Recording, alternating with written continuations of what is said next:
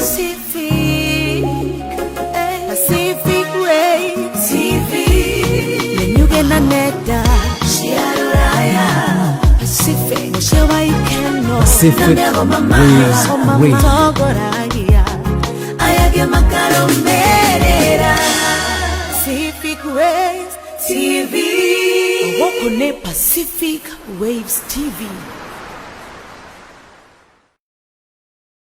Clinical psychology and psychologists recognizes that human behavior comprises of the way human interactions run through a complete range of physical, mental, emotional, and spiritual conduct. DR.GITARI MUCHEKE is a behavioral health specialist and mental health researcher. He has the ability to observe human behavior and study mental aptitude. He holds a PH.D. in Doctorate of Behavioral Health (DBH) from United States. Join him on the program Ask Dr. MUCHEKE Show, only on Pacific Waves Television, as he educates and creates awareness on matters mental health, answering all questions relating to subject mental health, including what constitutes mental health and risks involved, what's lacking in our families where suicidal thoughts are paramount, the interventions to reduce substance abuse and drug addiction, and what causes depression, and so much more. Are you there with questions all about mental health and relations, and so much more? Ask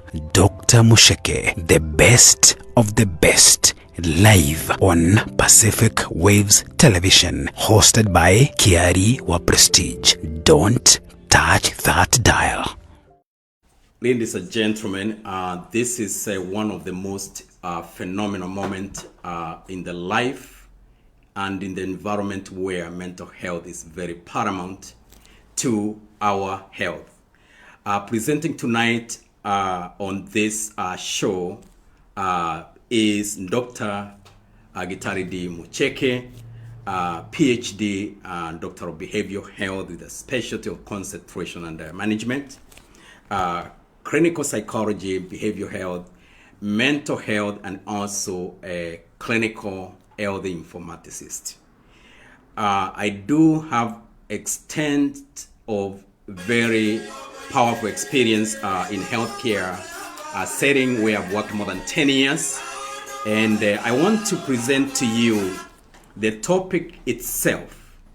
And when I talk about the topic itself, is I want to discuss extensively and educate people the pertinent information that relates to mental health. When we come to mental health and mental health disorders, many people does not understand the complexity. They do not understand what it means to describe, to constitute mental health or mental health disorders. And in that I will actually start by just discussing the key tenets, the basic principles, and what constitute our cognitive function for us to live in a healthy manner. I've always said before, and I will reiterate the same again, to our people who are watching me live online, I just want to let you know this is really fundamentally important that you listen, take notes, because mental health is a global crisis. And everyone has more bit of what they need to work on to optimize their health. I always say this, and I quote, there is no optimal health without mental health. Ladies and gentlemen, friends, and anyone else listening to me tonight, significant others, I just want to start by saying mental health is paramount. It is important for us to deal with it every day, and will change the lives of many.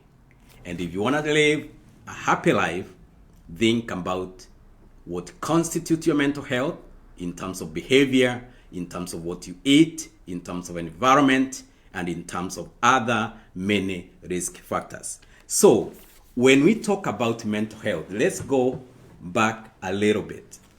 What is mental health and what is mental health disorder? Let's start from there.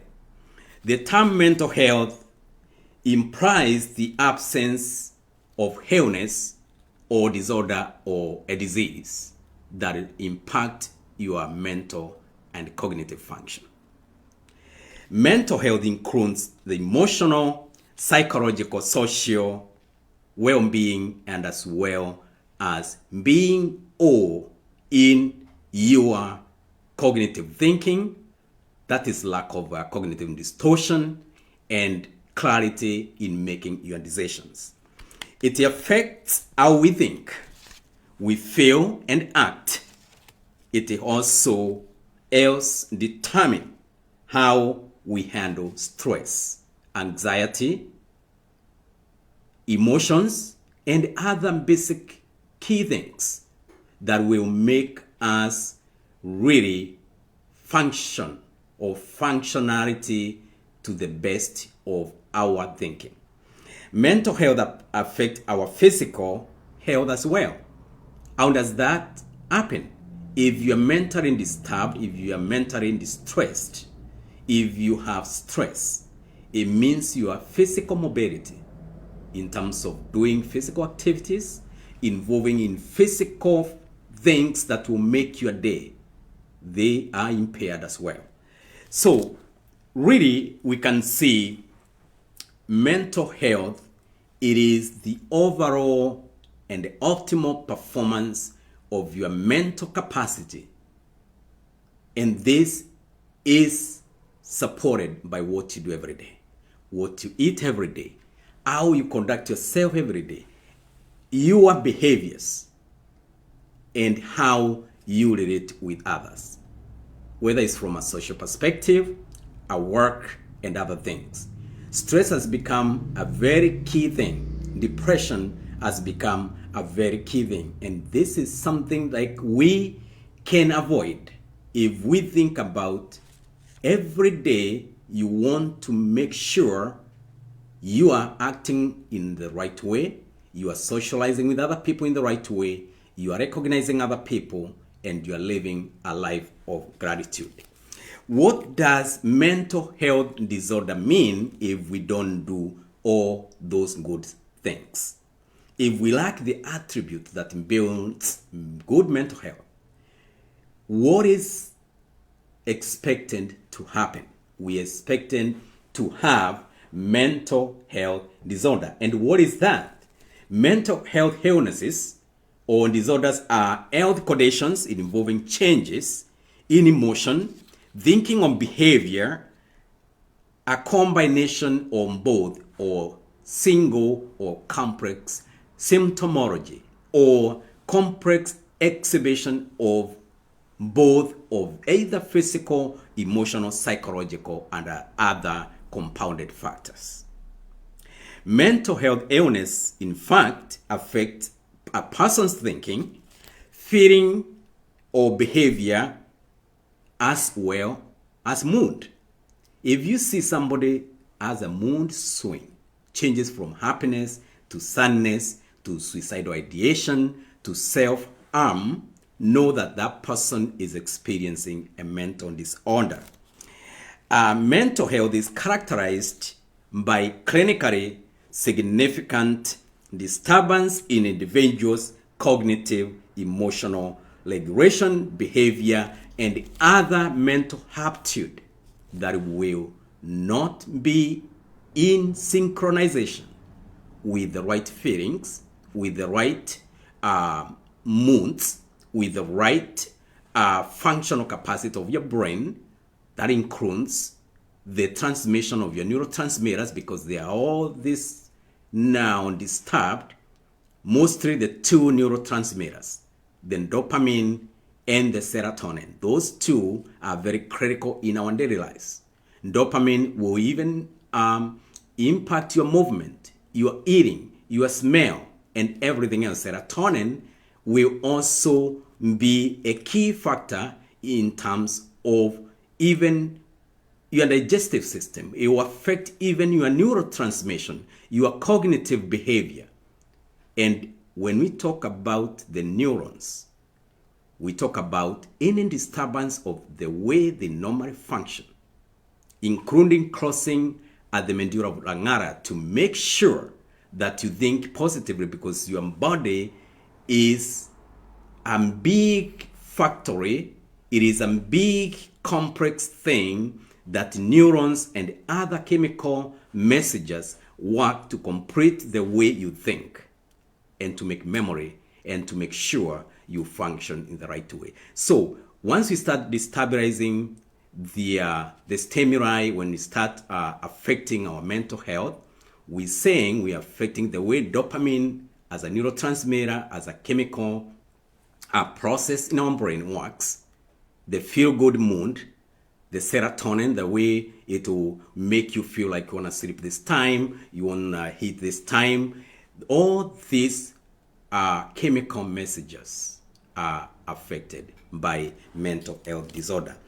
Again, the other factor that we need to consider is mental health as different variety of diseases that it exhibits. And the most pronounced, the most common diseases, and we're not going to talk about all of them today. Depression is almost a word that is in every household. Like somebody feel depressed is one of the mental health disorders. Anxiety is another that follows from the 10 most disorders of mental health. So if you're exhibiting some symptoms of depression, anxiety, know that truly your ability has been impacted. Part of you is living in a behavior that is causing some issues with your mental health, and your cognitive impairment is what causes you not to do things the normal way. And when we talk about how we now describe mental health and mental health disorder, it comes to an individual person. Every person has a different way the mental health will be expressed to them, will be lived by them, and mental health disorders as a way individually to affect each one of us in a big way. Now, let's talk about why is this topic important. Mental health problem scope, you all know this is a global crisis. It is not in one country, it's not in Kenya alone, it's not in the United States, it's not in Japan only, it's not in Canada, UK, France, Germany, and all other countries in the world. It is a global crisis. It is in every corner of the globe. So we're talking about the mental health problem scope comprises of every part of this continent, this part of the globalization and everywhere. And that's why it is important for us as mental health specialists. That's why I've stepped in as a mental health expert to deal with this monster called the mental health crisis. And with that, I want to give you some data that you see how seriously mental health has continues to impact lives of many. The prevalence of comorbid depression. Let's talk about that.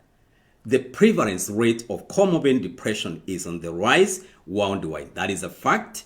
Clinicians, mental health experts, researchers can concur with me that when I did my thesis dissertation for PhD, and I got proof of the entire extensive research that I did, that the data I came up with will concur with many scientific research and research journals, research books, that depression is on the rise worldwide.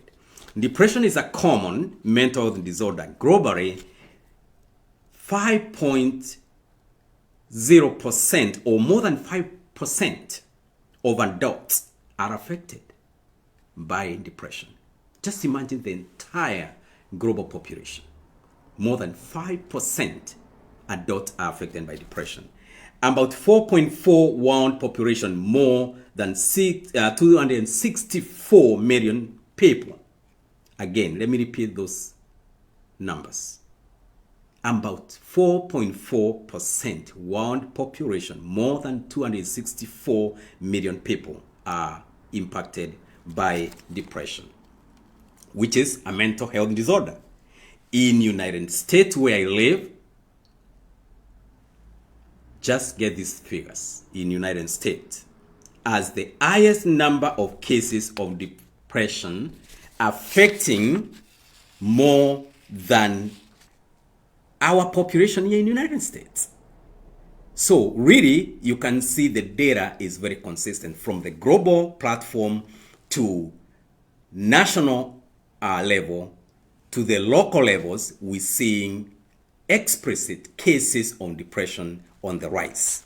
Now, when you talk about depression, I am so passionate about the youth, the adolescent mental health and mental health disorders.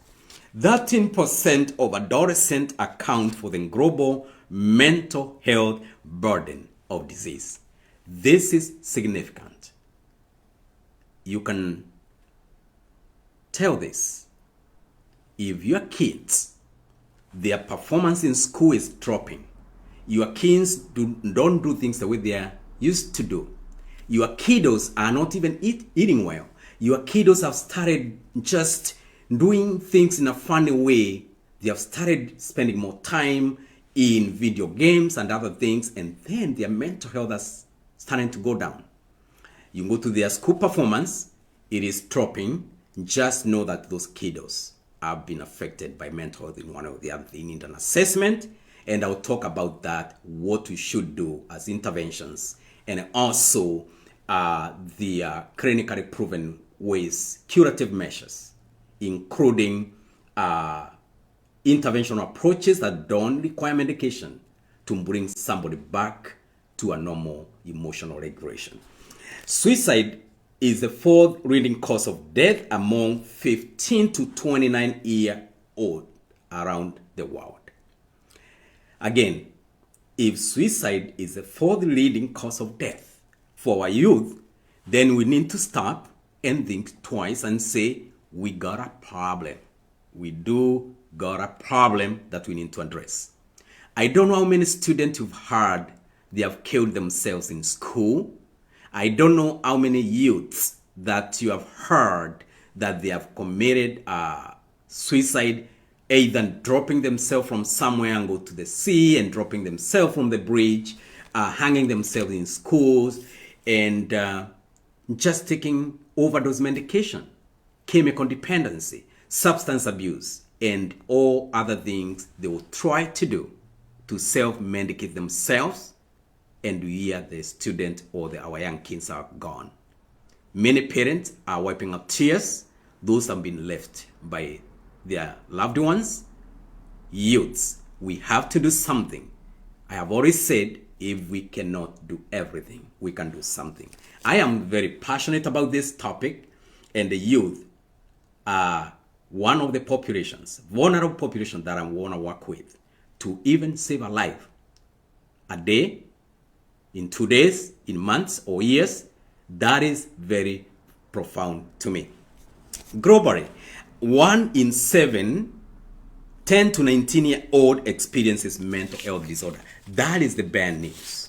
If all these kids are experiencing all these types of mental health disorders, and then we have seen the suicide rate has gone up, we see the school dropping and drop off from school in a very high rate.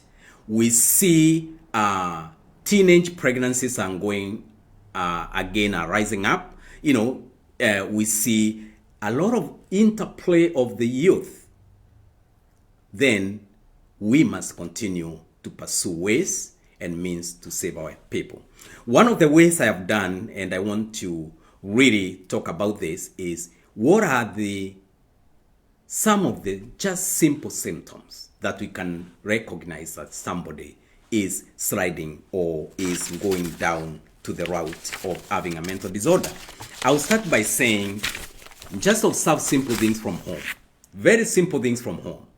If you see your kid want to sleep too much, that they were not sleeping that way before, they are trying to isolate themselves in their own bedroom. They are trying to avoid eating or staying socially with others. If you see your kids are spending more time on gadgets, that is Xbox, video games, and all other things, and don't want to talk to anybody else. If you see your kiddos, your kids and whoever is around you as a young adult is not even taking a shower, just some basic thing that they used to just take a shower every morning, every evening, probably when come from school, because these are the good attribute we want to encourage to our young generation, and we must remain role models as we do this as adults. If you see your child has continued to defy the norms, the basic things that they used to do, just know that that kid needs an assessment, and that's why we are there as specialists. It is not only taking a shower. They won't go to a point of just not doing anything. I have done interventions for even young adults who are more than 20 years. They sleep on the couch there. They want their mom give them food right there. They don't want to walk. They don't want to do anything. And when you look at it, it's not like they even know what they are doing. But you need to realize you have a problem right there, that this is a young adult who doesn't want to go to work, who doesn't want to go to school. Probably they are involving themselves in drugs, or have been influenced by peers to do other things, and now they cannot even do anything. That's when the kids start having suicidal ideation, feeling that life has come to an end. So we really need to have these things mapped out. We need to try to see some of these very common basic symptoms before we get to complex symptomology of different things that will require now psychiatric intervention. When you hear people are becoming now very unruly, or our kids have gone to a point where now that person has involved themselves with drugs, then that is the worst stage they are in. But we can deter this from happening if we start watching our kids way from the very beginning. So youth population is one of the most vulnerable population I want to be dealing with a lot, because there is no country, there is no church, there is no home without the youth. If we don't model our youth now, we are saying we're not going to have a family that has structure if we are not being role models to our youth and just continue to motivate them and to do interventions that will continue to deter these bad behaviors. Then what it means is we have a family, we don't know what it will look like in the next 5, 10, 20 years, or one century from now. If the youth are not mentally well, they have not gone to school well, they are not behaving very well, what kind of a church are we going to bring up, or who are we going to leave the leadership of this church to, if we are not mentoring them to take those leadership positions? What kind of a country are we going to have, whether it's Kenya, it is Uganda, Tanzania, it is United States, it's some, Canada, Japan, or France, or UK, or any nation in the world, if the population of the youth is not taken care of. This is what it means. We are going to be losing footing. And then this is a timed bomb for us, that really we are going to have a crisis across the globe, that leadership will not be what it's supposed to be. So for me to try to mitigate and try to help our youth and this vulnerable population, I have determined to do something that is very, very vital to me. That is I feel it's from a passion of my heart, that I started research right away when I graduated from a PhD program. And that is last year. And I have come up with the very first book.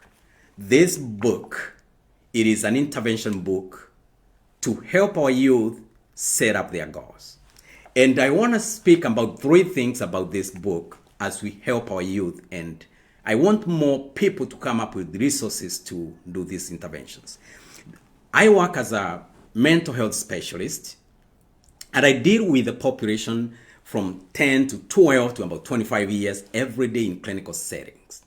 And I wrote this book from a very practical experience, and it's a practical book that is making changes. It is called a 10-minute goal setting journal and a compass for success empowering the youth. These are 2 books I've written, and one is in blue color preference, and the female preference, or who likes the male preference, it has 2 colors. It's one book with the same content, different ISBN numbers. It is in Amazon. So just Google Goal Setting Journal book by DR.GITARI MUCHEKE, and you find this book. 3 things I want to talk quickly about this book. I did this picture after an intervention I did to see out the mind of a young adult that we admitted in our program, how it was working. That adult could not put this record together within a month. But after doing some interventions, they were able to put all this together within a few days, and then a few hours, and then probably within seconds they can put a Lego together. That tells me the mind continues to improve. And if in a clinical setting we are admitting a mental health patient, a youth, with more than 10 medications, psychiatric or psychotic medication, treating different mental health disorders, talk about PTSD, talk about mood disorders, talk about eating disorders, talk about depression, talk about anxiety. And you see the list of the medication they are taking, like 10 of them, from gabapentin to metazapine to metoprolol to melatonin to help them sleep. They are taking Zoloft, they are taking, just name all these medications, psychotic medications. And these are SSRI medications, benzodiazepines. We know long-term use of those medications messes up the brain function, even the way it works. It will be temporary to help them, but in a long term, if this kid intervention can be done to recover normally from doing simple stuff like I've written in this book, then the better we are putting that patient or the youth population. So one of the goal is goal setting, and every day there's a morning intentions they can write. Once they write morning intentions, they know what they're supposed to do that day. In the evening, they will do evening reflections, and then in the following day, it will motivate them to write something else. He has also monthly goals, whether it's behavior, it's academic, it is career goals, to set up the goals. Number 3, it has health tips that this book, when they read, they know what kind of a food they're supposed to eat across the board on their plate. Our mental health is also dictated by what we eat. What we put in our bodies determines our health. So really eating health diet is very key. So this book has tips and nuggets for somebody what they should also eat.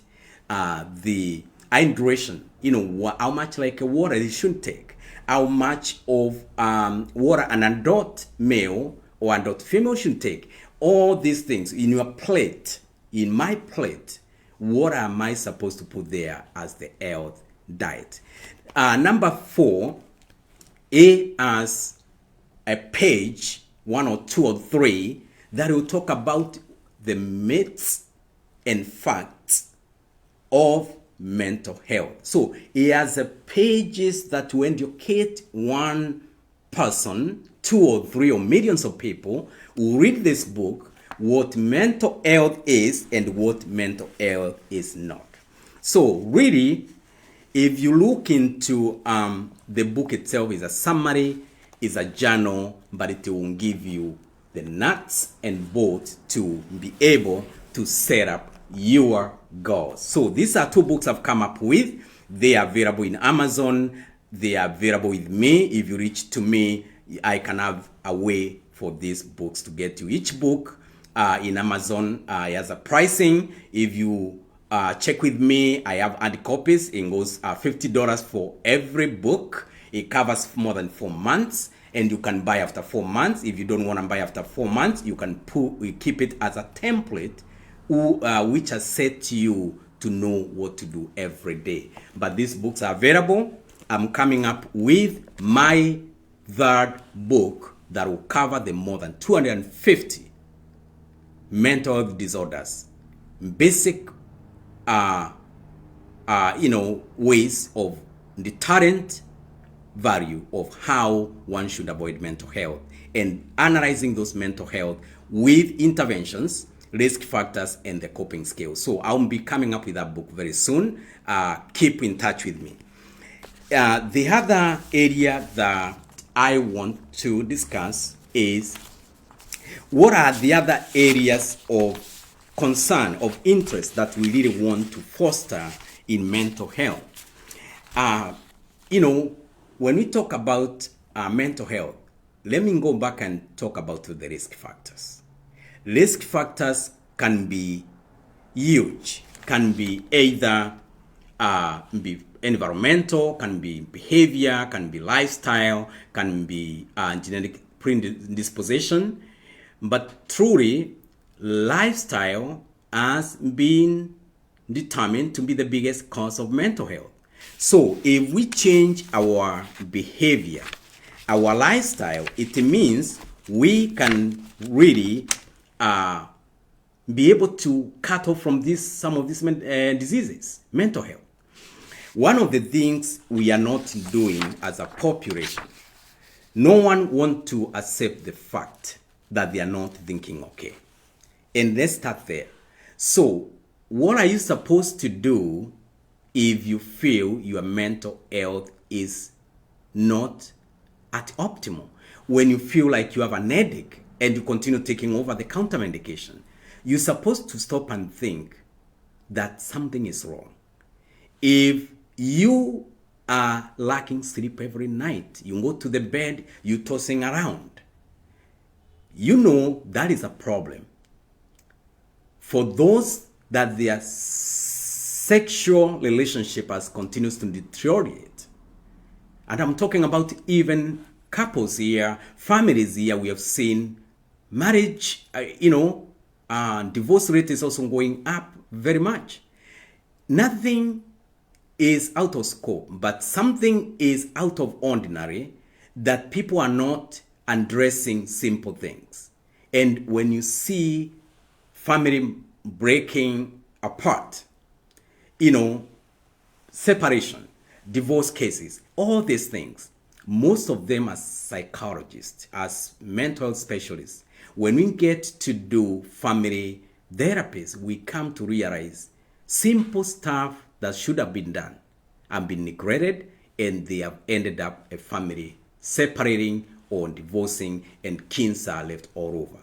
So mental health, the way we communicate, the way we perceive our daily life, as continues to impact even the unions that we have, the family unit that we have, the leadership even for a nation where somebody has been a leader, but now if you have mental health, you can't perform anymore. Sexual relationships have continued to deteriorate because of some of these mental health cases.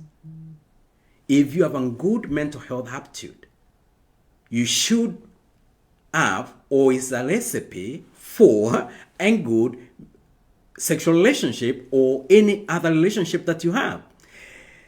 Some of the people are taking medication just thinking they are sick and they are not. We've seen many people, and those who go even to see the doctors because of sexual relationship is not working either from one person to the other. We just need to stop and think, why is it not working now and it was working before? People are looking for medications and even taking overdose of medication for them to have a function, and we have lost many men and women just taking medication that is not even well prescribed, and they think when they take this medication will work for them. How many men, let's just stop there, how many men leaders ranking in our societies, in our countries, how many men have we heard or seen in the newspaper? They have died a tragic death, and we don't know how they died. I've been warning men, if you are taking the medication called, they call it, a brew medication, to help you do something. If you are not, you think you are safe, that's why you are not performing sexually to the satisfaction you want. Don't just take medication because you've heard somebody did this and they are okay.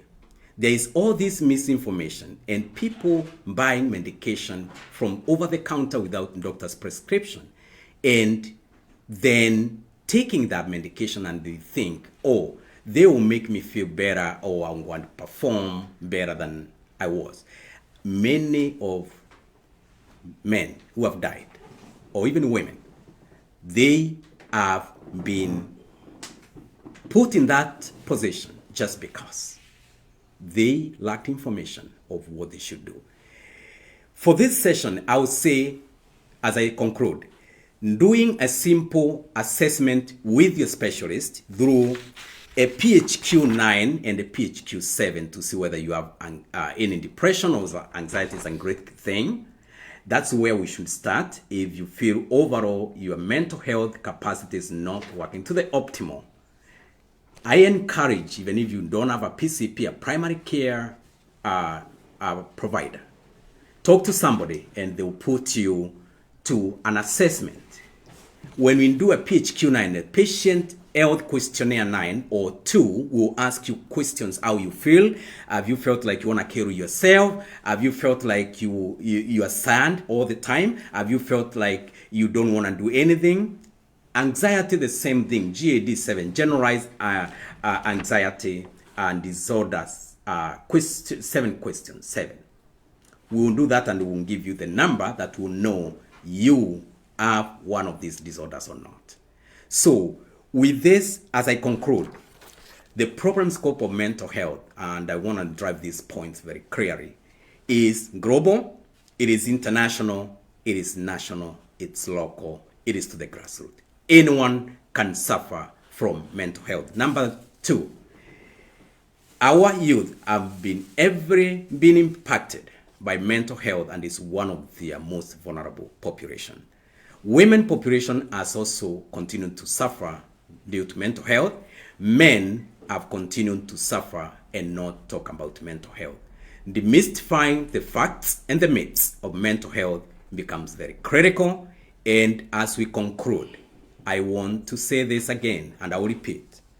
There is no mental health.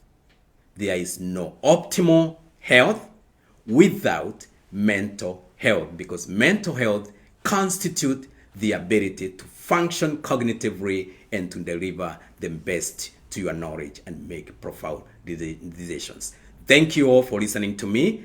This is part 1 of this presentation. I will be going with the part 2, and I want to appreciate everyone online who are listening to me, and let's continue to build on small wins and we'll make big wins. Thank you.